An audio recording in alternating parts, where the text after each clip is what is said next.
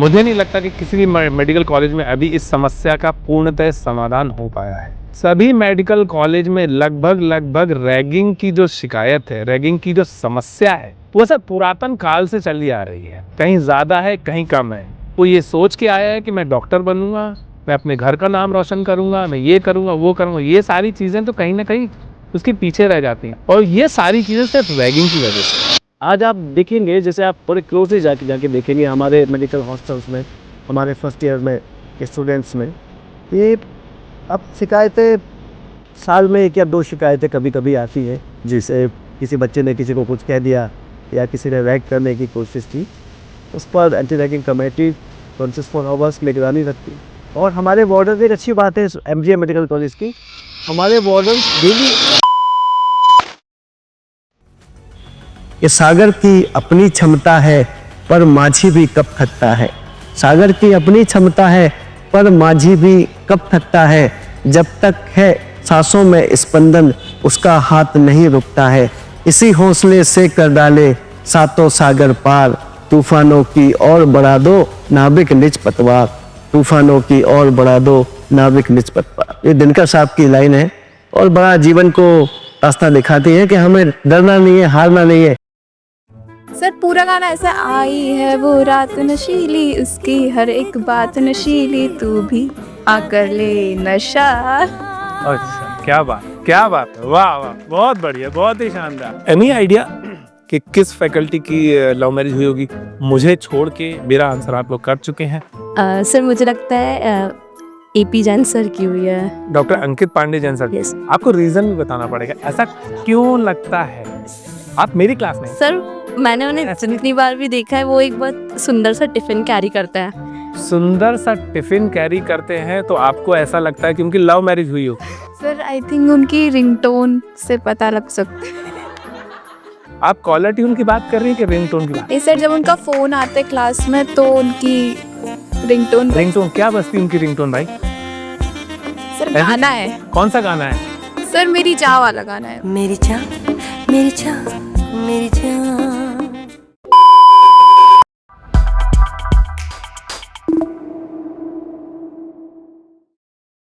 Hello friends, आप सभी का स्वागत है मीट योर शेरलॉक्स के दूसरे एपिसोड में। इस एपिसोड के लिए हमारी टीम आई है इस देश के सबसे स्वच्छ शहर इंदौर के प्रतिष्ठित एमजीएम मेडिकल कॉलेज में। और इस एपिसोड की हम शुरुआत करेंगे हमारे विशिष्ट अतिथि के साथ, एमजीएम मेडिकल कॉलेज के dean doctor professor Arvind Ghanghoria sir. Sir medical field में एक जाना पहचाना नाम है। सर इंदौर के नामचीन सर्जनों में से एक हैं और पूर्व में सर्जरी विभाग में विभागाध्यक्ष रहे हैं। उसके बाद सर को जिम्मेदारी दी गई नीमच मेडिकल कॉलेज की डीन की, and thereafter he was transferred to Indore and he took the responsibility of Dean and CEO of MGM Medical College. Sir MGM Medical College में न सिर्फ एडमिनिस्ट्रेटिव जिम्मेदारियां निभा रहे हैं, मरीजों के प्रति अपना उत्तरदायित्व निभाते हुए ओपीडी में लगातार मरीज भी देख रहे हैं और सर्जरी भी कर रहे हैं। मैं आपको ये बता दूं कि किसी भी मेडिकल कॉलेज के डीन के पास असंख्य जिम्मेदारियां होती हैं, उसके बाद भी क्लिनिकल काम के लिए सर अपना समय निकाल पा रहे हैं, जो कि अपने आप में एक बहुत बड़ी और दुर्लभ मिसाल है। सर आपका स्वागत करता हूं मीट योर शेरलॉक्स के इस एपिसोड में। सर कैसे हैं आप? मैं बहुत अच्छा हूँ और आपको बधाई देता हूँ कि आपने मीट ऑफ शेरलॉक्स शो किया है, उसके लिए बहुत बधाई। धन्यवाद सर। सर बातें तो बहुत हैं और आगे भी होती रहेंगी। हम थोड़ा समय चक्र को पीछे लेकर जाते हैं। एज अ डीन आपको सभी लोगों ने देखा है, एज अ सर्जन आपको सभी लोगों ने देखा है, जांचा है, परखा है। हम बात करेंगे आपके बचपन की। कहाँ से आपकी स्कूलिंग हुई है, मेडिकल स्कूल में, मेडिकल कॉलेज में कैसे आपका एंट्रेंस हुआ, वहाँ पे आपकी क्या लाइफ रही है, क्या आपके ज़िंदगी के संघर्ष रहे हैं, कैसे आप यहाँ तक पहुँचे। थोड़ा सर आपके बचपन की झलकियों के बारे में बताएं सर। मेरा जन्म ग्वालियर शहर में हुआ। ग्वालियर शहर के पास में ही एक जगह है जो कंपू के पास है, वहाँ मेरा जन्म हुआ और मेरी प्राइमरी स्कूलिंग्स और उसके बाद इंटरमीडिएट्स और 12th भी मेरी ग्वालियर से हुई। तो बचपन बिल्कुल बच्चों की तरह ही जो सामान बच्चों की तरह रहता है। और परिवार भी हमारा एक लोअर मध्यम वर्गीय परिवार था। तो खेलते कूदते गुजरा, खूब क्रिकेट खेला, खूब उस ज़माने में पतंग उड़ाई, जो सब गेम होते थे उस ज़माने में सब हमने खेले। और साइकिलिंग, एक बात तो बताना चाहता हूँ, साइकिलिंग मैंने 10-10, 20-20 किलोमीटर डेली की, क्योंकि हमारा घर थोड़ा दूर था वहाँ से, स्कूल से। जी सर। तो स्कूल जाने आने में फिर 11th के बाद जब तैयारी शुरू करी, प्री मेडिकल पीएमटी की तैयारी शुरू की 11th-12th में, तो फिर दूर दूर जाना पड़ा ट्यूशन्स के लिए। हमारे टीचर्स थे जो बड़ा, उनके वजह से जो मैं सेलेक्ट हुआ, तो उनके पास जाना आना, तो ये समय बड़ा लेकिन आनंद से निकला वो समय। जी सर। और स्कूलिंग का समय तो सभी के लिए आनंद में होता है। पढ़ाई का थोड़ा सा बोझ ज़रूर रहता था, जी। लेकिन वो भी समय बड़ा समय अच्छा समय था। और वो मेहनत मेहनत करके खुशी खुशी निकल गया। और सर मेडिकल कॉलेज में एडमिशन और वहाँ पर सर आपकी क्या लाइफ रही है, क्या संघर्ष रहे हैं? जी, मेरे परिवार में से पहले तो कोई डॉक्टर्स नहीं थे। जी सर। तो सभी की इच्छा थी, कुछ ज़माने में क्या होता था, माताजी पिताजी की इच्छा है आपको डॉक्टर्स बनना है, और बच्चे की राय शायद उसका उसका इत्तेफाक नहीं होता था, तो उसका सम्मान भी रहता था माता पिता की आज्ञा का। तो एक ग्वालियर एक साहित्यिक जगह है, मैं ग्वालियर के बारे में बताना चाहता हूँ। वहाँ के लोग साहित्य में, रामचरितमानस में, महाभारत जैसे ग्रंथों में रचे रमे होते हैं। और हमें याद है, हम बचपन में आला ऊदल, जो शायद आपको आश्चर्य होगा, आला ऊदल गर्मियों की छुट्टियों में तो एक वाचन कार्यक्रम होता था, जो सबके बीच में बैठ के, अथाई कहते हैं, एक जगह होती है अथाई। अथाई का अर्थ होता है जो एक हमारा ऐसा बैठ, गांव में या मोहल्ले में बैठने का एक चबूतरा होता है, जहाँ सब लोग, बुजुर्ग लोग बैठते हैं रात में, जी सर। वार्तालाप करते हैं। तो वहाँ हनुमान चालीसा है, सुंदरकांड है, या आला उदल है। तो मुझे मुझे पढ़ने का शौक बचपन से ही था। तो मुझे सबसे पहले कहा जाता था कि आप पढ़ो, तो मैं वहाँ जाके पढ़ता था। तो मुझे उस साहित्य में भी रुचि वहीं से आई, चाहे वो दोहे हो, रहीम के, कबीर के साहित्य हो, रामचरितमानस हो, बचपन में पढ़ा हमने। अभी भी मैं रामचरितमानस के 2 पेज पढ़ लेता हूँ। मैं प्रयत्न करता हूँ कि पूजा करते समय 15 मिनट में मैं 2 पेज पढ़ लूँ, तो मैं बड़ा आनंदित होता हूँ जी सर। पढ़ के। तो ये शायद वहीं से मिला हमें, जो ग्वालियर से मिला और स्कूलिंग के बाद मिला, माता पिता ने ये सिखाया। सर बहुत बड़ी बात है, इतना व्यस्त होने के बाद भी आज आप अपनी जड़ों से जुड़े हुए हैं। आप प्रतिदिन वाचन करते हैं रामचरितमानस के 2 पृष्ठों का, ये आपका प्रयास रहता है। ये अपने आप में सर एक बहुत बड़ी बात है। आज के व्यस्त समय में बहुत मुश्किल हो जाता है। लोगों को ऐसा लगता है कि उनके जीवन में बहुत संघर्ष चल रहा है। मेरा संघर्ष ही सबसे बड़ा है। उनको ये लगता है कि इस दुनिया का जो सबसे बड़ा संघर्ष है, वो अपने कंधों पर लेकर चल रहे हैं, लेकिन वो कभी दूसरों के संघर्ष के बारे में नहीं जानते हैं। आपका सर मेडिकल कॉलेज में ऐसा कोई संघर्ष रहा हो?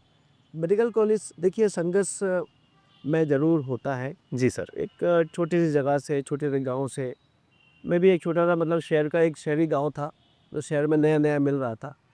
हम वहाँ से पढ़े, कल्चर भी अलग था। और ग्वालियर अपनी स्पर्शबाधिता के लिए जाना जाता है, ग्वालियर चंबल संभाग। तो वैसे ही सिखाया गया था डाकुओं की हिस्ट्रीज़, और वॉरियर्स लोग ज़्यादा रहते हैं वहाँ, तो वॉरियर्स की तरह ही बताया। हर घर से एक एक लोग फौज में होते हैं। बिल्कुल तो सर। एक बड़ा अच्छा माहौल है वहाँ, और पठन पाठन का भी एक बड़ा अच्छा माहौल वहाँ हुआ करता, जी सर। आज भी है। तो एमबीबीएस में जब गए, तो एमबीबीएस में क्या होता था कि हम हिंदी मीडियम से थे। जी सर। अब हिंदी मीडियम का स्टूडेंट्स, और उस समय हिंदी मीडियम में बच्चे बहुत सारे इंग्लिश में क्वालिफाई नहीं कर पाते थे। हाँ हाँ हाँ। तो ये बोलते थे हमारे टीचर्स, फिजिक्स केमिस्ट्री वाले, कि आप फिजिक्स केमिस्ट्री में क्वालिफाई तो बाद में करना, पहले इंग्लिश में पढ़ लीजिए। तो इंग्लिश का अलग से तैयारी करते थे, तो इंग्लिश में भी क्वालिफाई हुए। जब पहुँचे तो किताबें बड़ी थी, किताबें इतनी बड़ी थी, इतनी मोटी किताबें थी।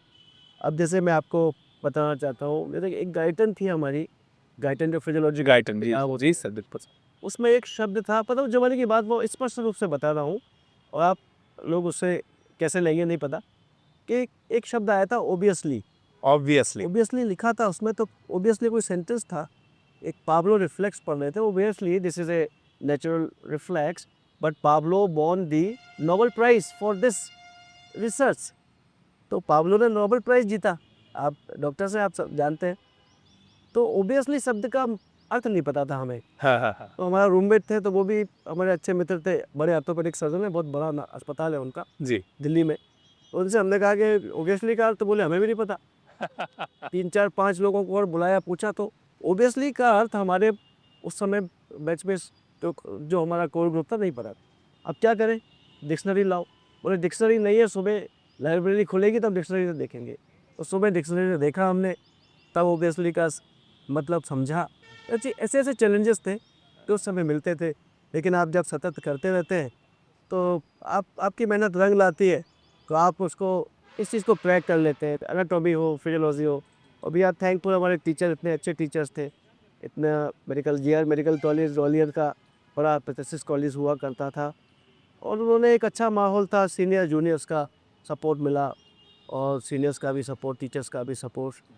फिर बहुत सारी बातें हैं जो उन्होंने हमें टीचर्स ने बताई। वो एमएस सर्जरी में भी वहीं से किया मैंने।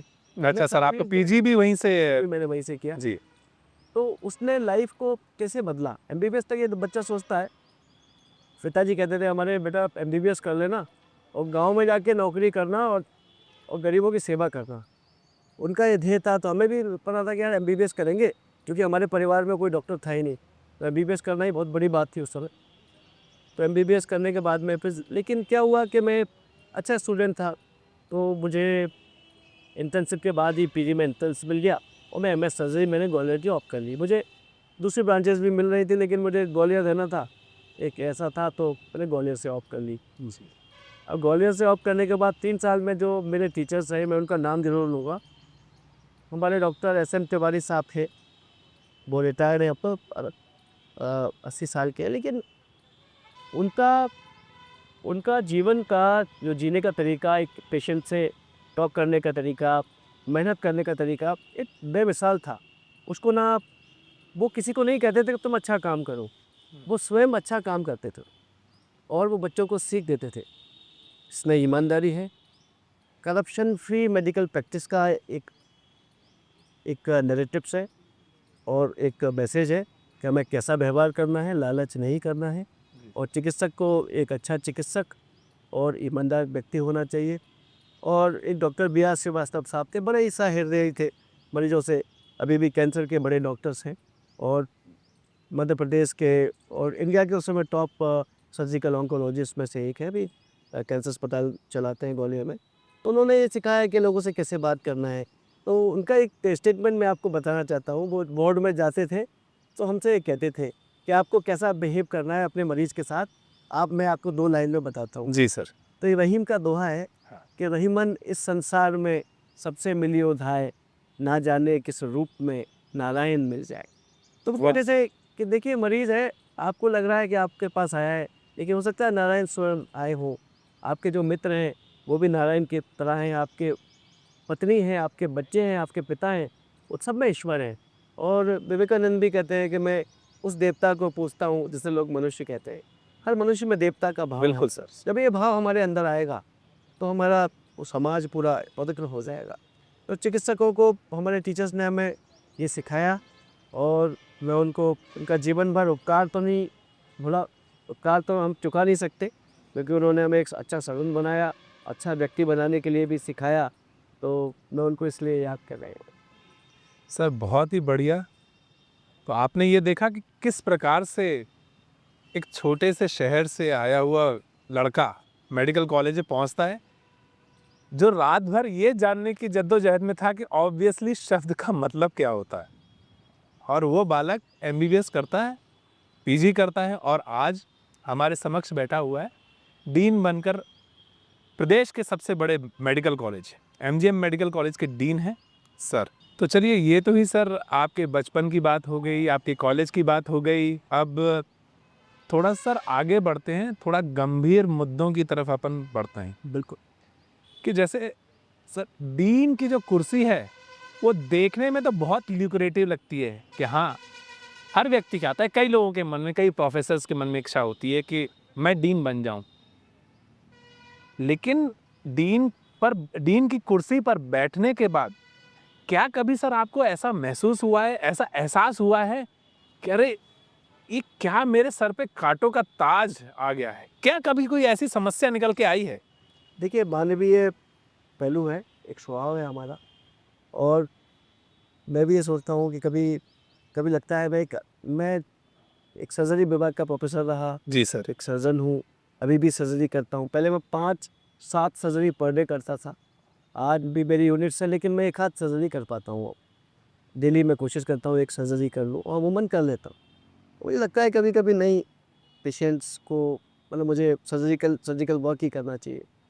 लेकिन चूँकि आप पूछेंगे, आप अच्छे सर्जन थे, उसके बाद आप इस सब के हुए, इसका भी एक रीज़न था। बिल्कुल सर, ये बहुत बड़ी बात है। डिपार्टमेंट्स का जब एचओडी रहा तो एक समस्या हमें आती थी कि हम कोई मशीन्स बंद है हमारी, या कोई हम अपग्रेडेशन करना चाहते हैं, अपने अस्पताल को हम किसी कॉरपोरेट से अच्छा बनाना चाहते हैं, तो बहुत सारे हर्डल्स थे। तो हम एडमिनिस्ट्रेशन से बात करते थे, तो उनको या तो समझ में नहीं आता था। अब देखिए, ऑपरेशन थिएटर्स की बात ना ऑपरेशन थिएटर का व्यक्ति ही ज़्यादा अच्छे से समझ सकता है। बिल्कुल सर, टोटली एग्री। दूसरे व्यक्ति को समझाने में हमें समय लगता है। या ऑपरेशन के बारे में जो समझ सकता है, जिसका ऑपरेशन हो गया हो, वो जल्दी समझ जाएगा। बिल्कुल। तो एक मशीन है, मान लो आप सूचरिंग कर रहे हैं और सूचरिंग करने में धागा आपका टूट गया, आप किसी बड़ी वेसल्स पे काम कर रहे हैं, धागा टूट गया, तो एक तो लाइफ थ्रेटनिंग है पेशेंट्स के लिए, और जीरो टॉलरेंस विषय है। तो बहुत सारी समस्याएं होती थी, मशीन ना होना, मेंटेनेंस ना होना। तो मैं एमटीए का अध्यक्ष भी था, टीचर एसोसिएशन का। समस्याएं थी डॉक्टर्स की, तो मैंने कहा मैं खुद ही क्यों ना डीन बन के इसको करूं। फिर मेरा मन था कि मैं अब लॉर में रोबोटिक सर्जरी शुरू करें, हम कुछ अपने सर्जरी डिपार्टमेंट्स को एक ट्रेनिंग सेंटर्स बनाएं। जी सर। दिल्ली मुंबई में लोग जा रहे हैं, मध्य प्रदेश के लोग, तो हमारे यहाँ लोग ट्रेनिंग करें। हम एक रोबोटिक इसके लैब भी बनाने वाले हैं, एक सेंटर्स बनाने वाले हैं। तो उद्देश्य ये था, तो मुझे खुशी भी होती है। कई बार ऐसा लगता है यार, कभी ख़राब देख रहे, ये तो अच्छा कर रहे हैं, कुछ अच्छा कर पा रहे हैं अपने अस्पताल के लिए, अपने मरीज़ के लिए। आज हमारे हॉस्पिटल्स में आज स्टेपलर्स, जो महंगे स्टेपलर्स होते हैं जीआई सर्जरीज़ के लिए, वो फ्रीली अवेलेबल है, जो बड़े से बड़े अस्पतालों में नहीं हो। और कॉर्पोरेट्स में जिनकी कीमत लाखों रुपए है, वो हमारे यहाँ फ्री होते हैं। अभी एक छोटा सा उदाहरण देता हूँ। एक बड़े कोई व्यक्ति थे, वो वेरिकोज वेन से ग्रसित थे, उनके परिवार के लोग। तो किसी प्राइवेट में इंदौर में बताया कि 5 लाख लगेंगे आपको लेज़र सर्जरी के लिए। जी। तो किसी ने बता दिया इंदौर में भी होती है। तो इंदौर में जब हम लोगों ने उनकी सर्जरी की, फ्री होती है अपने यहाँ, तो 5 लाख की सर्जरी फ्री हुई। तो बड़ा धन्यवाद दिया उन्होंने हमें उन्होंने सॉल वॉल दिया, बुके लेके आए, डॉक्टर साहब आप ऐसा किया। देखिए, हम किसी के काम आ पाए, और जनता को हम इतना महंगा इलाज, कॉर्पोरेट्स का इलाज सब बहन नहीं कर सकते। शासन ये चाहता है, ये सब सरकारी अस्पताल में डॉक्टर्स बहुत है, स्टाफ बहुत है, बस हमें एक मन को, अपने मानस को ऐसा बनाना है कि हम इस सरकारी को ऐसा बना देंगे कि प्राइवेट से भी अच्छा। सभी सर्जन्स के बीच में, सभी डॉक्टर्स के बीच में यहाँ पर एक प्रचलित है कि डॉक्टर अरविंद घनघोरिया सर जो हैं, वो गरीबों के डॉक्टर हैं। अरे वो अभी भी ओपीडी में गरीबों को देख रहे हैं, उनकी सर्जरीज निरंतर कर रहे हैं, डीन होने के बाद भी। सर, इसी के साथ अगला सवाल थोड़ा सा और जटिल है। और जटिल ये है इसमें कि आज के डेट में, आज के समय में, हमारे देश में लगभग सभी मेडिकल कॉलेज, कोई अपवाद नहीं है इसमें, मुझे नहीं लगता कि किसी भी मेडिकल कॉलेज में अभी इस समस्या का पूर्णतः समाधान हो पाया है। सभी मेडिकल कॉलेज में लगभग रैगिंग की जो शिकायत है, रैगिंग की जो समस्या है, वो सर पुरातन काल से चली आ रही है। कहीं ज़्यादा है, कहीं कम है। हाँ, ये ज़रूर है, पहले बहुत ज़्यादा रैगिंग हुआ करती थी, अब ये समस्या कम हो गई है।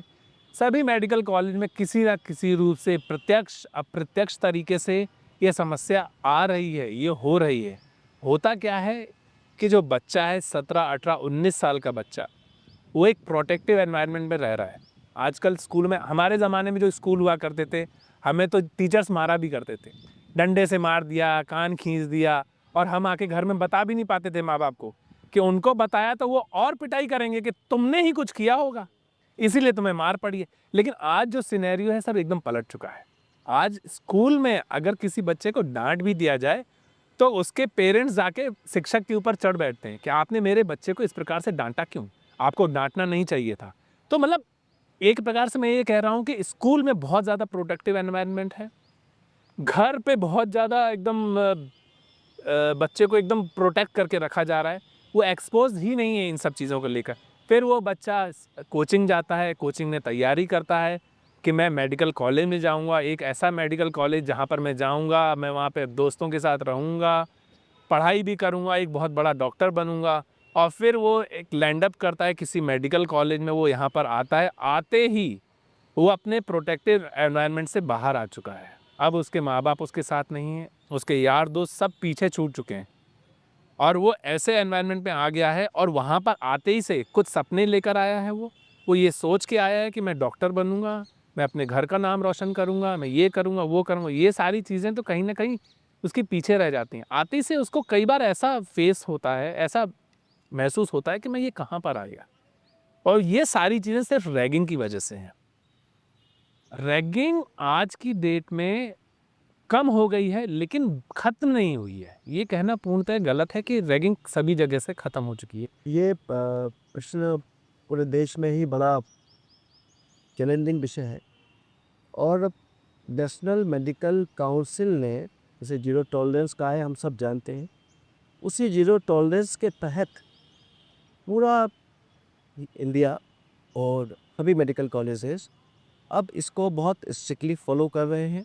चाहे कोई भी संस्थान हो, मेडिकल कॉलेज हो, IITs हो, NLUs हो, उन सभी में रैगिंग जीरो टॉलरेंस है। उसी प्रकार से आज आप देखेंगे, जैसे आप बड़े क्लोजली जाके देखेंगे हमारे मेडिकल हॉस्टल्स में, हमारे फर्स्ट ईयर में स्टूडेंट्स में, ये अब शिकायतें साल में 1 या 2 शिकायतें कभी कभी आती हैं, जिसे किसी बच्चे ने किसी को कुछ कह दिया या किसी ने रैग करने की कोशिश की। उस पर एंटी रैगिंग कमेटी 24 आवर्स निगरानी रखती। हमारे नंबर्स, वार्डर्स के नंबर्स बच्चों के यहाँ डिस्प्ले पर लगे हुए हैं।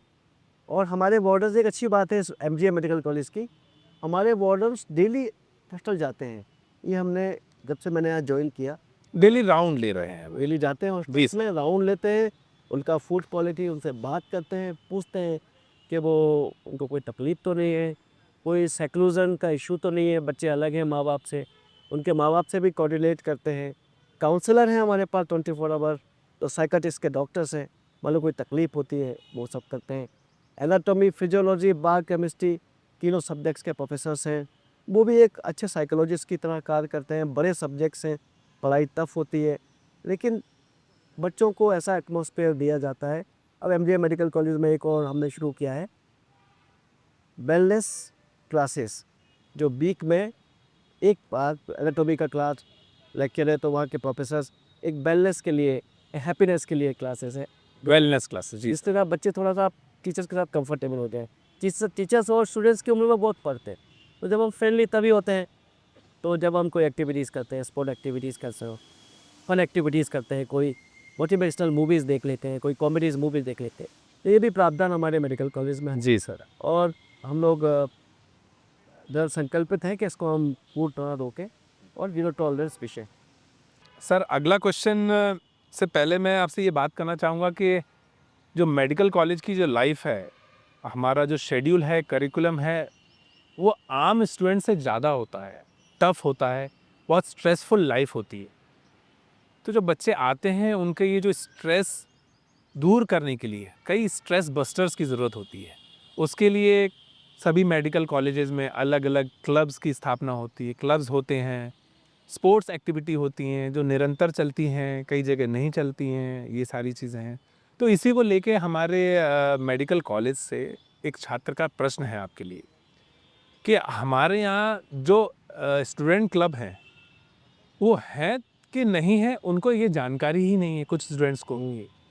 तो इसके बारे में सर आप क्या कहना चाहेंगे? देखिए, सभी जितने भी हॉस्टल्स हैं, सभी में उनके जिम्नेशियम्स हैं, ग्राउंड्स हैं। बच्चे आप देखेंगे डेली एक्टिविटीज़ कर रहे हैं, जी सर। और बच्चे खेलते हुए मिलेंगे आपको। शाम को जाएंगे आप क्लास के बाद 4 बजे, दोपहर में भी और शाम को भी। हमारे यहाँ बैडमिंटन कोर्ट भी है, और टेबल टेनिस भी है, जिम भी है मेडिकल कॉलेज में।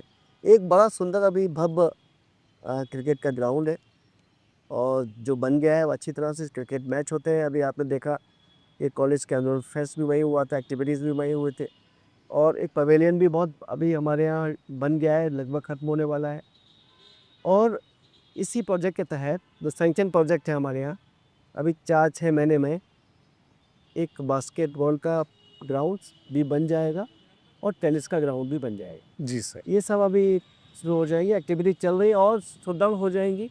अभी हमारे डॉक्टर्स ने डिमांड भी की है कि बैडमिंटन के लिए अच्छे कोर्स बनाने की। जी सर। हम लोगों ने वो प्रपोजल भी तैयार कर लिया है हाँ। और 2 बैडमिंटन कोर्स हम शीघ्र ही बनाएंगे जो अच्छे लेवल के नेशनल लेवल के होंगे, जिस पर नेशनल लेवल के प्लेयर्स की तरह हमारे स्टूडेंट्स खेल पाए और अच्छा परफॉर्म कर पाए। अगर वो खेल सकते हैं तो ये हमारे मानस में है और इस प्रोजेक्ट को हम जल्दी शुरू करेंगे। जी सर। और मेरा ध्येय है कि हम बच्चों को अच्छा माहौल और एक हेल्दी एटमॉस्फेयर दे पाएँ और संस्था ऐसी बने जिसमें उनको कोई स्ट्रेस ना रहे। जी सर।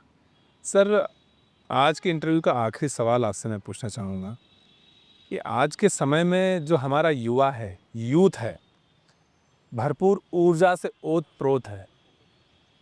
अगर उस ऊर्जा को हमने सही दिशा नहीं दी, ये हमारा काम है सर, एज़ टीचर्स, है ना, एज़ ह्यूमन्स, एज़ एल्डर्स, ये हमारा काम है कि उनकी इस ऊर्जा को एक सही दिशा दें। जी। कई बार ये होता है कि उनकी जो ऊर्जा है वो सही दिशा उनको प्राप्त नहीं हो पाती है, सही मार्गदर्शन नहीं मिलता है या फिर गलत संगत में पड़ के आज का युवा हमारा नशे की चपेट में जा रहा है। बहुत जगह मैंने ऐसा देखा है ना, कॉलेजेस हैं, हॉस्टल्स हैं, सिर्फ मेडिकल कॉलेज की बात नहीं कर रहा हूँ, ये सिर्फ मेडिकल कॉलेज तक सीमित ये प्रश्न नहीं है, ये एक आम युवा के लिए जो है प्रश्न है। सर, उनकी तरफ आपके लिए क्या मैसेज है, वो किस तरीके से इस जंजाल से, इस नशे के जाल से मुक्त रहें? क्योंकि ये टॉपिक ना एक सामाजिक टॉपिक है, सामाजिक विषय है और एक मेडिकल्स का भी बड़ा टॉपिक है। क्योंकि समाज में अगर नशा होगा तो डायरेक्टली अफेक्ट करेगा, वो हेल्थ सिस्टम करेगा। रोड ट्रैफिक एक्सीडेंट्स बढ़ेंगे, समाज में दूसरे विकार बढ़ेंगे। तो प्रथम जिम्मेदारी समाज की भी है और चिकित्सकों की बहुत अहम जिम्मेदारी है जो इस प्रॉब्लम्स को काउंटर करें और उसको कैसे कंट्रोल करें। देखिए, मैं ये समझता हूँ, चूँकि मैं लगभग 25 वर्ष से इस फील्ड्स में हूँ, मैं देख रहा हूँ, ये आप सही कह रहे हैं कि आरटीए बढ़ रहे हैं हमारे यहाँ, बिकॉज ऑफ चिलकेंटाई बढ़ रहा है और दूसरे डेंजरस नशे भी और बढ़ गए हैं, इनके केसेस भी डे बाई डे बढ़ रहे हैं। शासन, मध्य प्रदेश प्रशासन भी अच्छा कार्य कर रहा है। अभी उन्होंने एक पुलिस ने भी मुहिम चालू की है इसको कंट्रोल करने की, लेकिन हमारी अब चिकित्सकों की भी अहम जिम्मेदारी है इसको कंट्रोल किया जाए। अब एक बात बताना चाहता हूँ, एक ज़माना था जब हम लोग मेडिकल कॉलेज में आए थे तो मुझे याद है कि मेरे बैच में एमएस सर्जरी में 10 डॉक्टर्स हुआ करते थे और जितनी भी सीएमईज होती थी सब में कॉकटेल सीएमईज होती थी और 20% लोग अल्कोहल कंज्यूम किया करते थे, इससे 80% नहीं करते थे। ये बड़ा फिगर है, एक बड़ा डेटा बता रहा हूँ आपको। आज हम जब दूसरे सीएमईज में जाते हैं तो ये फिगर बढ़ गया है, 20% ना पीने वाले हैं, 80% रिवर्स हो गया, जस्ट रिवर्स। इसी तारतम्य में एलएमसी ने भी बहुत अच्छी व्यवस्थाएं की हैं। वो फार्मास्यूटिकल्स को बैन कर दिया उन्होंने, इसको नहीं करना है। हम लोग भी, डॉक्टर्स भी, as a medical teachers, as a dean of this medical college, as a professor of surgery, HOD of surgeries, हमने हमारे मेडिकल कॉलेज में 4 डिपार्टमेंट्स बनाए हैं। हमारे सर्जरी डिपार्टमेंट में कोई भी पार्टी होती है वो कॉकटेल पार्टी नहीं होती। आईए में भी अब इसी मुहिम पर कार्य कर रहा है।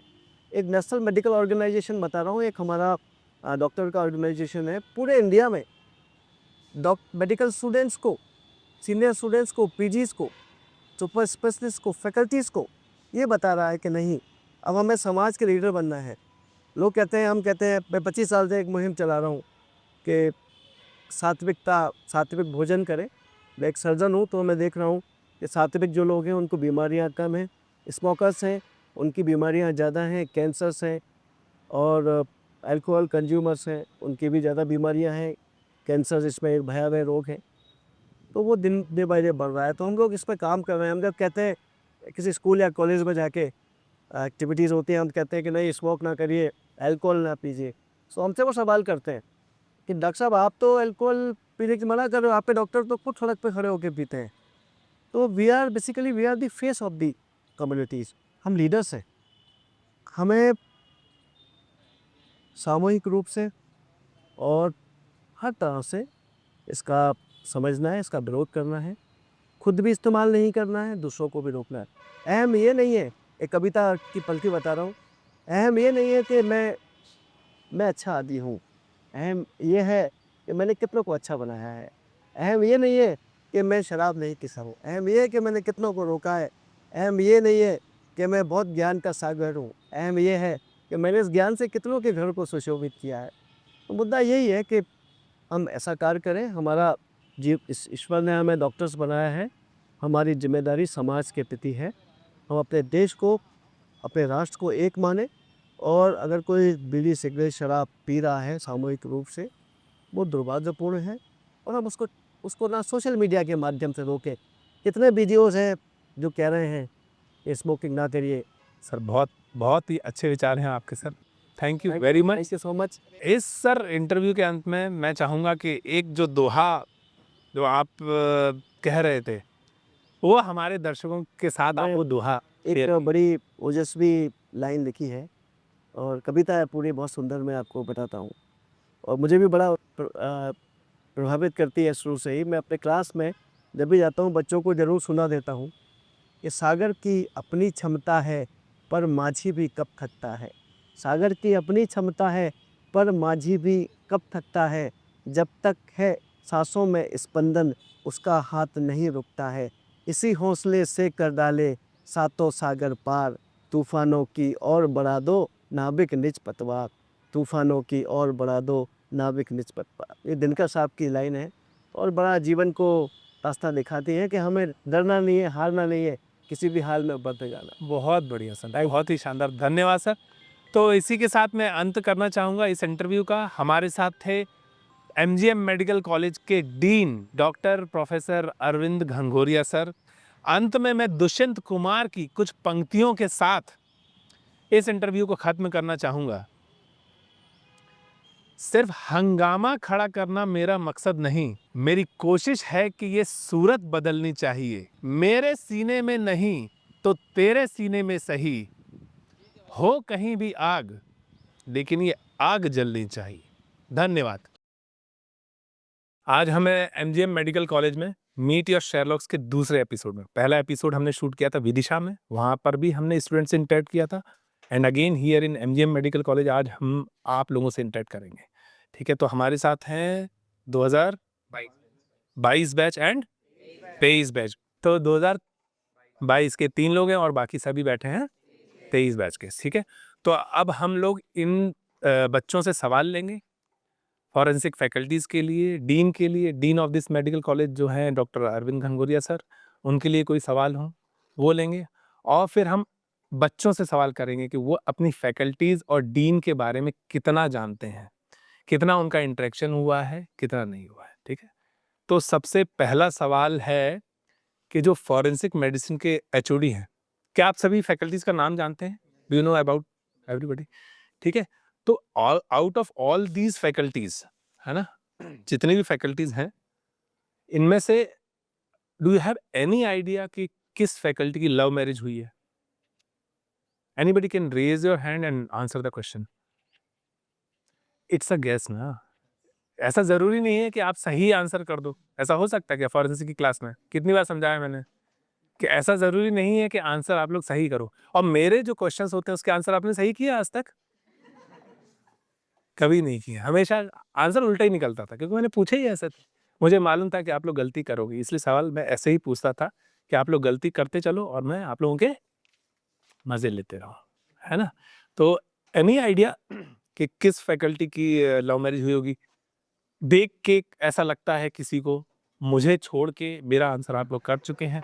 ठीक है, मेरी लव मैरिज नहीं हुई है।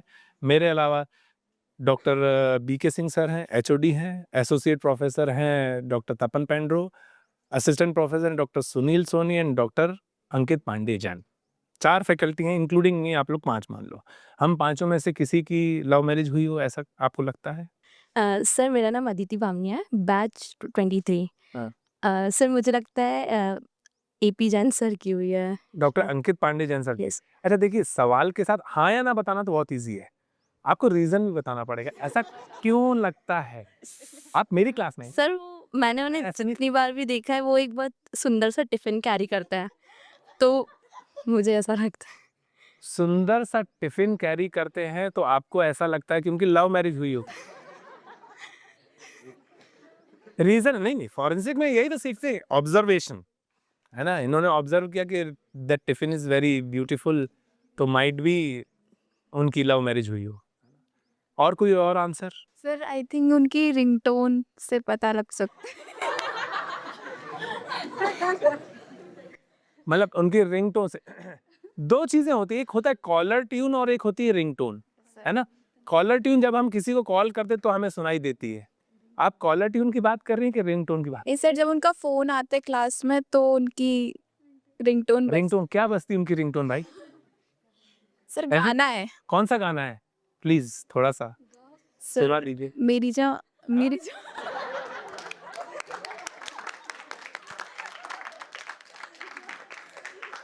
तो मेरे को सुनाई नहीं दे तो माइक में क्या सुनाई देगा? सर मेरी जा वाला गाना है। कौन सा? मेरी जान? मेरी जा आवाज अच्छी नहीं है? किसी की आवाज अच्छी है? कोई है सिंगर, वो गाना सुना के बता। वो मेरी जान क्या? सर पूरा गाना ऐसा, आई है वो रात नशीली उसकी हर एक बात नशीली तू भी आकर ले नशा। अच्छा, क्या बात है, क्या बात है, वाह वाह, बहुत बढ़िया, बहुत ही शानदार। क्या ऑब्जर्वेशन है। एक को टिफिन मतलब टिफिन देख के ऐसा लगता है कि उनकी लव मैरिज हुई होगी, और एक को उनकी रिंगटोन देख के ऐसा लगता है कि उनकी लव मैरिज हुई होगी। ठीक है। और कोई अंकित पांडे जैन सर को ही देख के लग रहा है कि उनकी लव मैरिज हुई। इसके अलावा ऐसा कोई और कंसेंसस है कि किसी और फैकल्टी की लव मैरिज हुई हो? गुड आफ्टरनून सर, मेरा नाम मानवी जैन है, मैं 23 बैच से हूँ। मुझे लगता है डॉक्टर सोनी सर की लव मैरिज हुई होगी, क्योंकि हम लोग एक बार H&M गए थे, एक बार कहाँ गए थे? मॉल में H&M गए थे, तो वहाँ पे सर अपनी वाइफ के साथ शॉपिंग कर रहे थे। मतलब सर वुमेन सेक्शन में शॉपिंग कर रहे थे, तो वाह,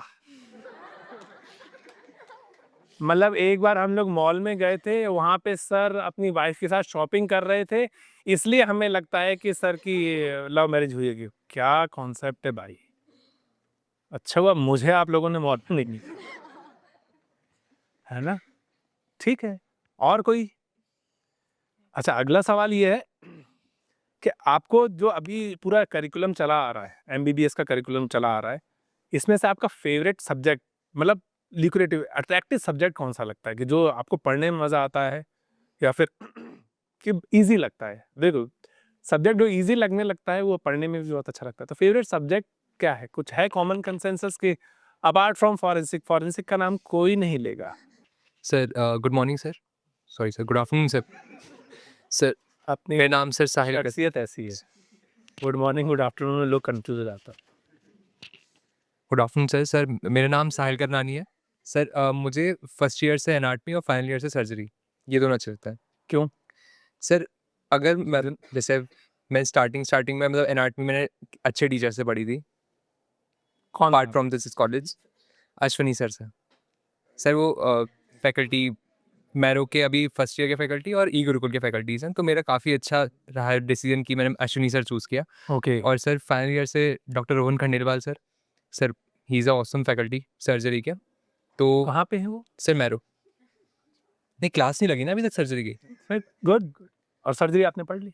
हाँ, तो सर मुझे तभी अच्छी था। और तीसरा सर मेरे थर्ड ईयर पीजी थे, रोहन सर नाम था उनका, Rahul Patel, sorry sir, Rahul Patel sir नाम था उनका।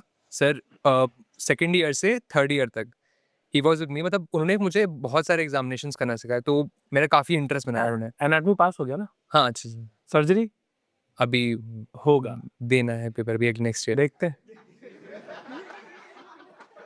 मैरो से पढ़ाई किया हुआ बालक, नहीं पोस्टिंग भी, हाँ पोस्टिंग भी जाते ही हो, सर्जरी किया ना? रोज जा रहा हूँ, हाँ, जाना अब तो बिल्कुल जाना, अब जरूरी है जाना। ठीक है। अच्छा, अपार्ट फ्रॉम सब्जेक्ट, मतलब favourite faculty in this medical college? First year से एनाटमी में डॉक्टर अमित जुल्का मैम। वाह, सर अभी तक मेरा रोज उनका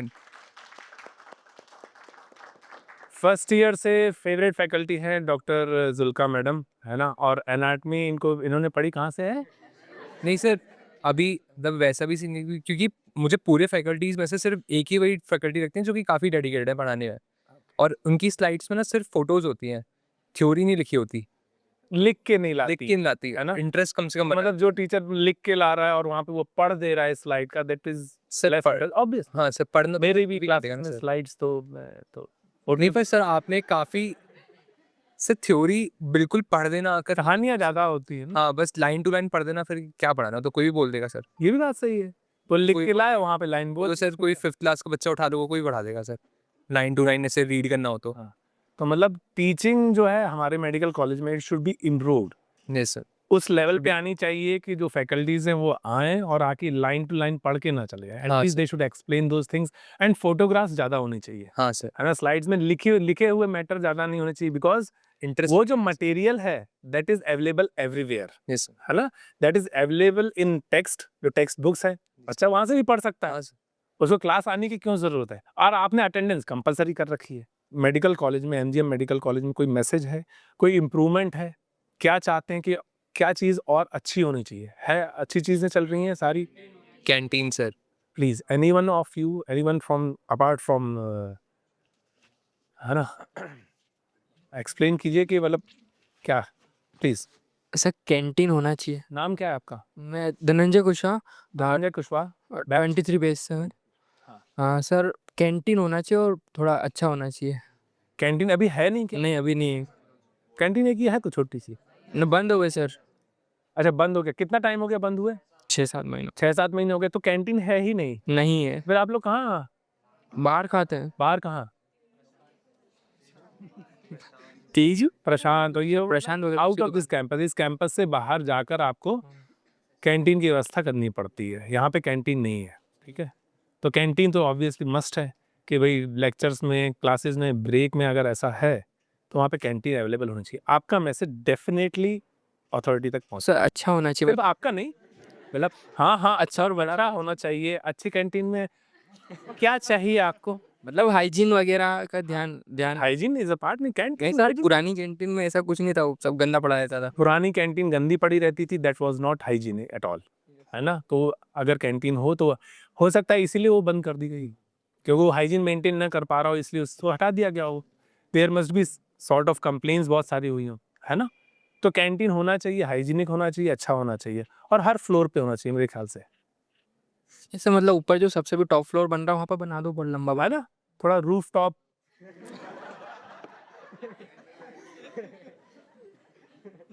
नहीं, क्यों नहीं, मतलब रूफ टॉप कैंटीन होने में दिक्कत क्या है, आप मुझे को ये बताइए।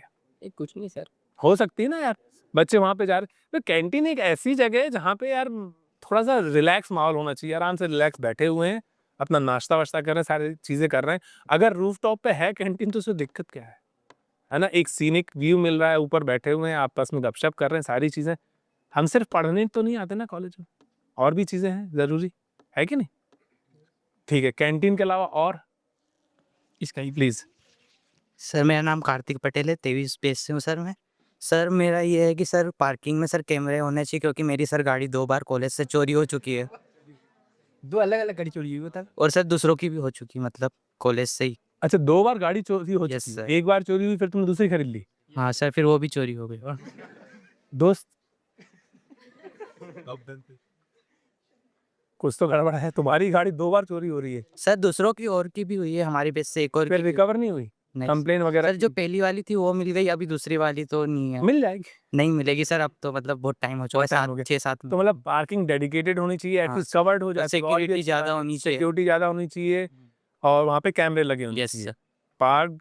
पार्किंग जो है वो कैमरे से कवर्ड होनी चाहिए, और सर कैमरे बाहर भी, मतलब कॉलेज में भी नहीं लगे, दूसरी जगह याद है बंद पड़े कहीं पे लगे वो भी। बंद पड़े हैं। Yes, sir. तुमको कैसे मालूम बंद पड़े? सर वो मतलब किसी के एक बार, मतलब वो पंकज पटेल है बेच का, उसके ईयरपोर्ट्स चोरी हो गए, तो उनने जाके देखा था तो वो वाला कैमरा बंद था। कैमरे बंद थे, ये कैमरे की जो फैसिलिटी है वो और अपग्रेड होनी चाहिए, लगे Yes. हैं तो वो चालू होने चाहिए, Yes. सब जगह होने चाहिए, है ना। पार्किंग में भी होनी चाहिए। Anything else? लिसन, ये जो आप लोग पॉइंट्स उठा रहे हैं ना, these are very good and necessary points, है ना। Apart from jokes, these are basic things जो हमारे मेडिकल कॉलेज में होनी चाहिए। क्यों नहीं हो हमारे medical, this is my medical college, ये मेरा मेडिकल कॉलेज है, इसमें अगर कुछ कमी है तो दिस इज माई रिस्पॉन्सिबिलिटी कि मैं उसके बारे में बात करूं, किसी को बताऊं कि अरे सर ये सारी चीज़ें होनी चाहिए, ये सारी लैक्यूने हैं, तभी जाके हमारा कॉलेज अच्छा बनेगा।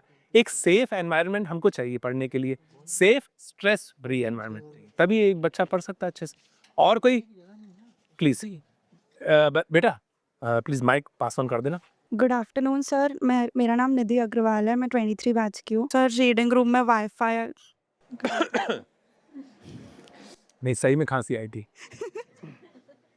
रीडिंग रूम में वाईफाई वाईफाई होना चाहिए, ठीक है, हाईटेक होना चाहिए हमारा कॉलेज, क्यों ना हो।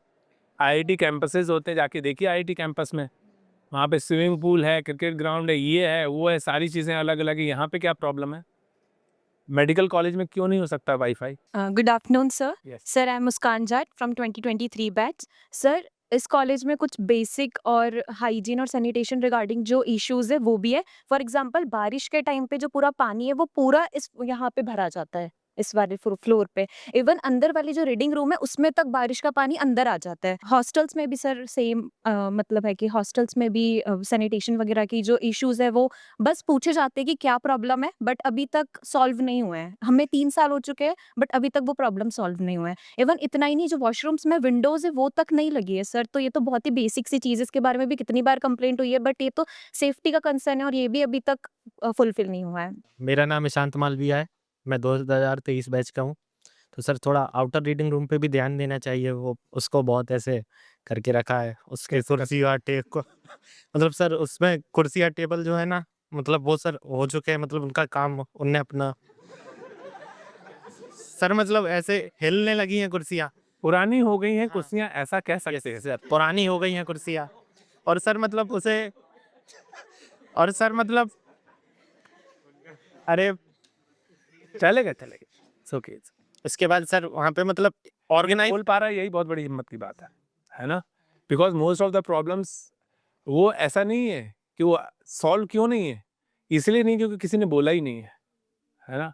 अथॉरिटीज को पता ही नहीं, क्योंकि हिम्मत ही नहीं होती यार कि हम जाके अपने डीन से कैसे बात कर लें, कि प्रोफेसर से कैसे बात कर लें। ऐसा तो है नहीं कि मतलब कुछ प्रॉब्लम्स के बारे में बोला गया है, कुछ प्रॉब्लम्स के बारे में नहीं बोला गया है, दोनों ही चीज़ें हैं।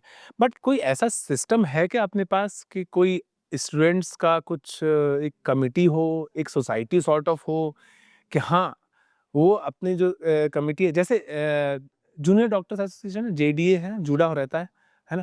उसी प्रकार से सिमिलरली एमबीबीएस का कोई ऐसा एक छोटा सा कमिटी सॉर्ट ऑफ हो, कि जिसके पास आप लोग ऐसे कुछ एक्टिव मेंबर्स हों, हर बैच से 2-2 3-3 4-4 मेंबर्स हों, ठीक है। तो वो सारी वो सब साथ में हों, 8-10 लोग, और जो हर कोई आदमी जाके बोल नहीं पा रहा है कि हमारी ये प्रॉब्लम है, वो उस कमेटी को बताए, और वो कमेटी उस कॉलेज काउंसिल के सामने या फिर डीन सर के सामने या फिर जो भी कंसर्न अथॉरिटी है उसके सामने जाके रखे। ऐसी कोई कमेटी सॉर्ट ऑफ है क्या? है ना। बट ऐसा होना चाहिए मेरे ख्याल से, है ना। ऐसा क्यों नहीं हो रहा है? ऐसा इसलिए नहीं हो रहा है, again the problem again is ragging, ठीक है। अब सीनियर 2 बैठा है, उसके साथ जूनियर 2 बैठा है, तो समझ रहे हो कमेटी कैसे काम करेगी। वो जूनियर बैठा ही रहेगा, वो अपनी बात बोल ही नहीं पाएगा, है ना।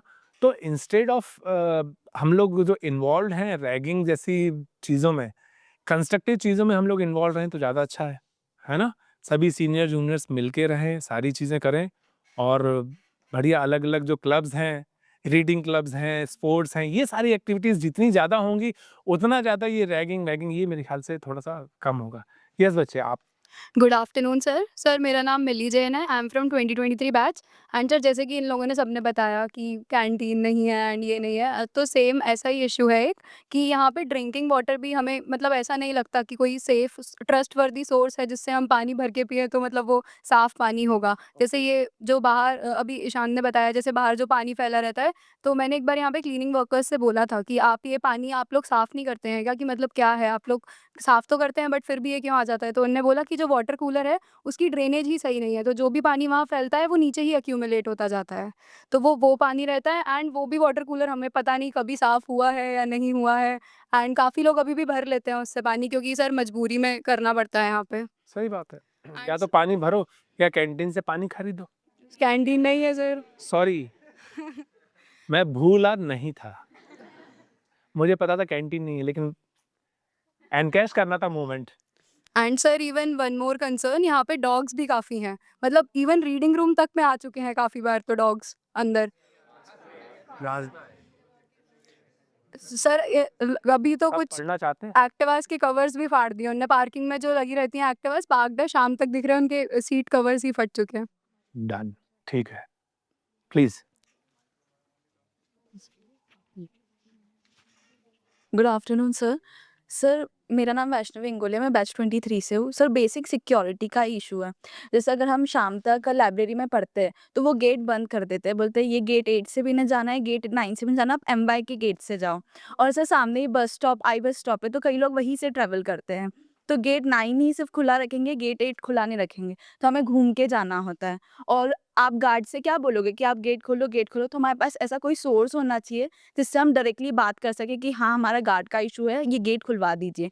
क्योंकि मेरे साथ खुद ऐसा हुआ कि मैं एक दिन रात में जा रही थी 9 बजे, उसने गेट बंद कर दिया, वो बोला आप एमवाई से जाओ। अब मुझे एलआईजी जाना होता है, तो मैं एमवाई से घूम के क्यों जाऊंगी? और उससे मैं क्या बहस करूँ गार्ड से कि आप खोलो ये करो वो करो, तो बोलता आप डीन से बात करो। तो ये बेसिक इशू सॉल्व तो होना जाके चाहिए। डीन से बात करो। सर रात में 9 बजे कैसे डीन से? रात में रात में 9 बजे नहीं, नेक्स्ट डे डीन से बात करो। हाँ। डीन सर के चैम्बर के सामने तो वो एक बोर्ड लगा हुआ ना, स्टूडेंट्स को मिलने के लिए कोई दिक्कत नहीं है, सारी चीजें, ये सारी चीजें तो हैं। Your dean is so cooperative. Sir अगर देखा है। छोटी-छोटी चीज़ों के लिए डीन सर का साइन भी चाहिए होता है, तो हमें बहुत काम के लिए रुकना पड़ता है। जैसे हमारे आई कार्ड्स में मेंशन नहीं कि हमारा टेन्योर कितना है। तो मैं आईपैड खरीदने गई, उसने बोला स्टूडेंट स्कॉलरशिप आपको लगाना है, स्टूडेंट डिस्काउंट, तो आप डीन सर के साइन लेकर आओ। तो अब उसके लिए मुझे आवक जावक में जाना पड़ता, फिर शायद 1 हफ्ते बाद काम होता। तो फिर मैंने अपनी सिस्टर के आई कार्ड से काम करवाया। तो एक सोर्स होना चाहिए हमारे पास कि हम डायरेक्ट बोल सकें कि हाँ, हमारा ये इश्यू मतलब है। जो स्टूडेंट्स का काम है, जो भी उसको प्रायोरिटी मिलनी चाहिए हाँ। ना, उसको एक जो चैनल है, चैनल भले ही बना रहे, but channel should be fasten up, है ना, वो चीजें जल्दी हों, हैसल फ्री हों, कि स्टूडेंट आया है तो उसका काम जल्दी से हो जाए, नेक्स्ट डे हो जाए, 2 दिन लगे, एक एक हफ्ता 10-10 दिन तक उसको वेट नहीं करना।